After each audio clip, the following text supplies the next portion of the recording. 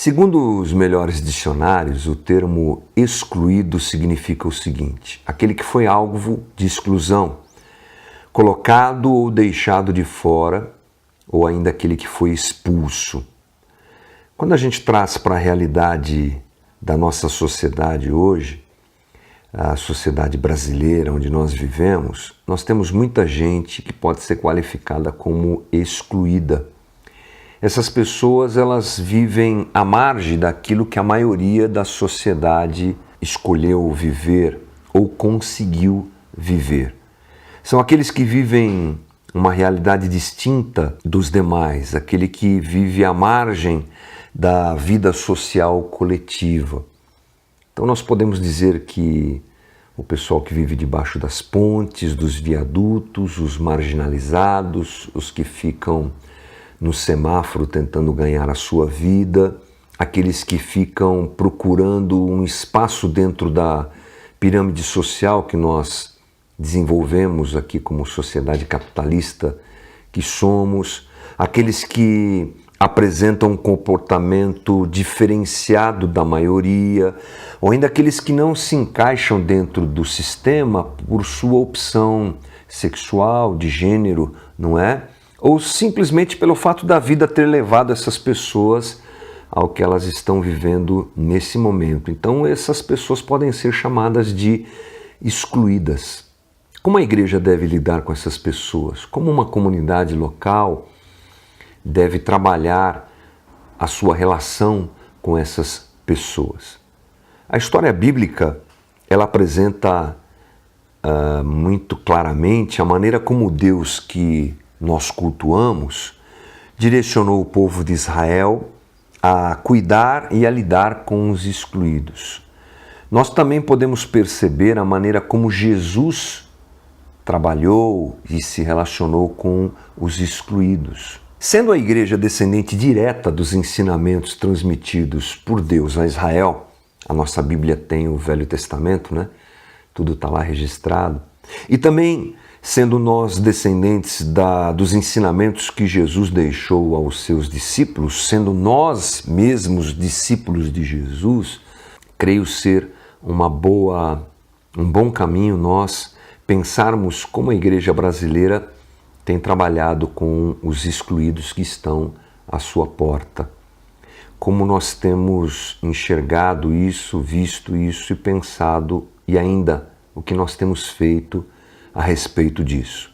A necessidade dessa análise, penso eu, que é importante, porque está claro à nossa vista um grande distanciamento entre as práticas da igreja e o seu discurso. Interessante que às vezes nem o discurso em favor do excluído acontece, mas quando ele acontece, muitas vezes não é acompanhado da prática.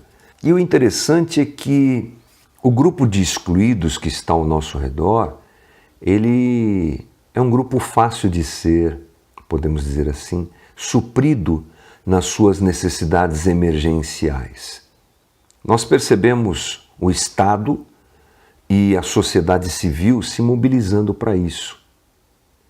O Estado, ainda que de maneira precária, ainda que de maneira limitada, tenta fazer a sua parte.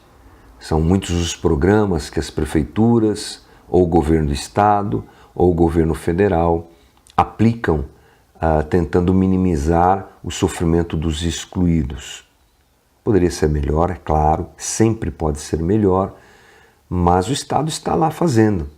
Às vezes a sociedade civil se mobiliza de uma maneira organizada ou não.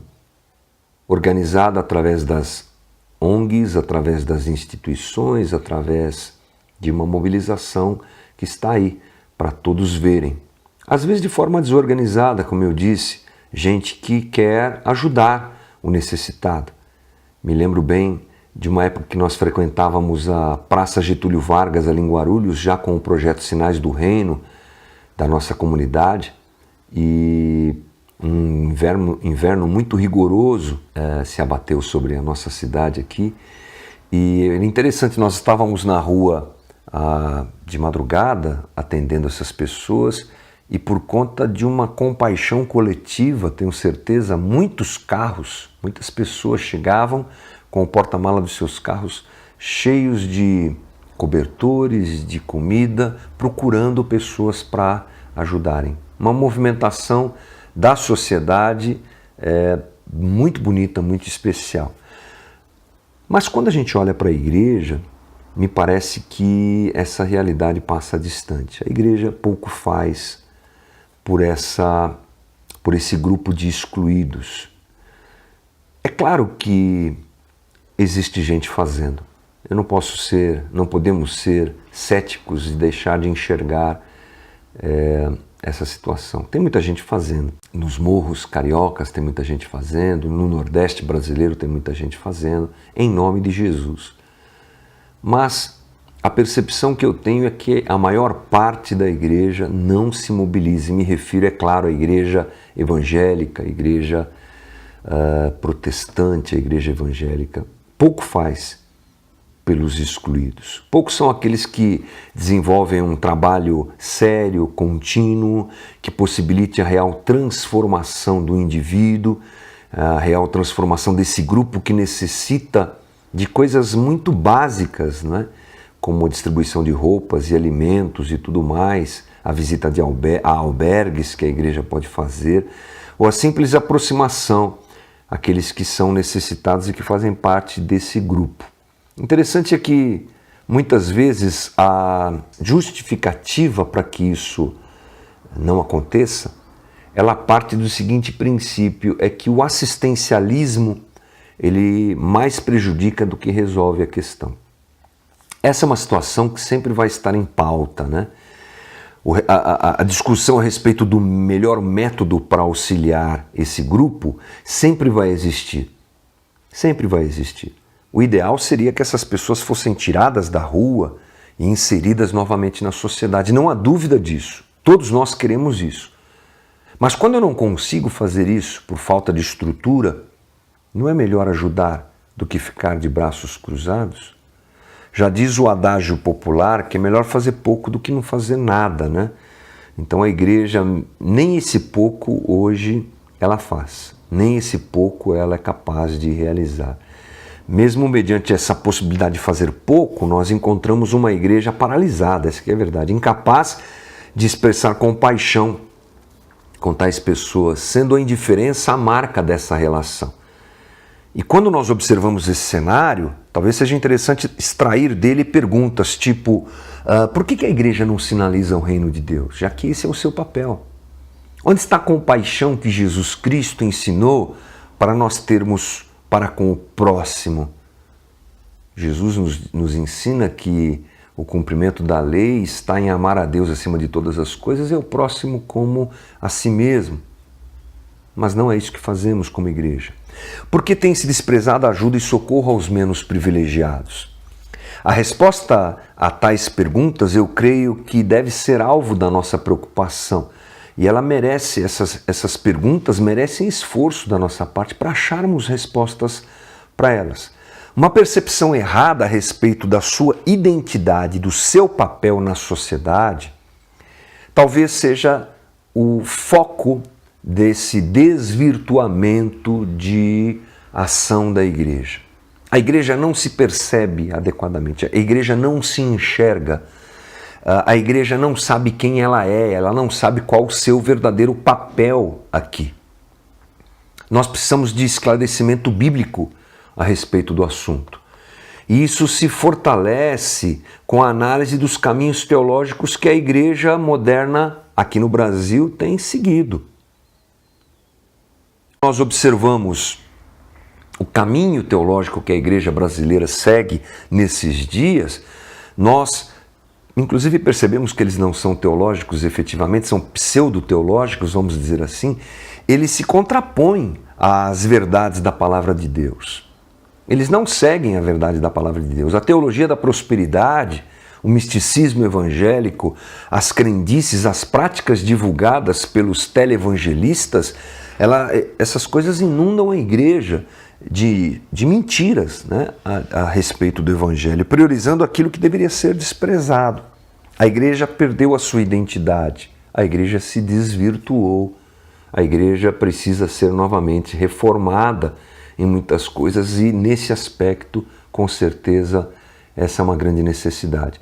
A igreja parece estar sem rumo, perdida, uma igreja sem rumo, perdida, desconectada do seu real chamado, da sua real função de sinalizadora do reino de Deus junto aos menos favorecidos. A gente pode dizer que essa percepção equivocada, talvez ela seja fruto da terceirização dessa responsabilidade, atribuindo isso ao Estado que tem que fazer isso. Ou ainda ao sistema capitalista que gerou isso, os menos favorecidos estão aí porque é assim mesmo, no capitalismo é assim mesmo. É verdade.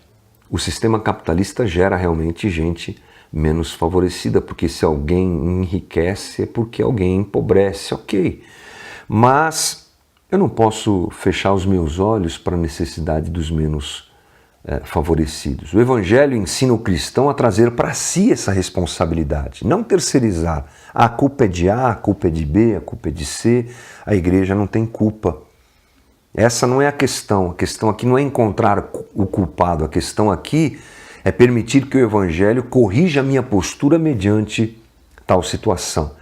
O teólogo Russell Shedd, teólogo brasileiro incrível, falecido há pouco tempo atrás, no seu livro Justiça Social e a Interpretação da Bíblia, diz assim: a motivação para tratar com respeito o necessitado não surgirá principalmente de uma estruturação melhor da sociedade, e sim da mudança operada no coração dos indivíduos que possuem fé genuína em nosso Senhor Jesus Cristo. Não é uma sociedade melhor que vai fazer com que o cuidado com o necessitado aconteça, mas é a transformação trazida pelo Evangelho.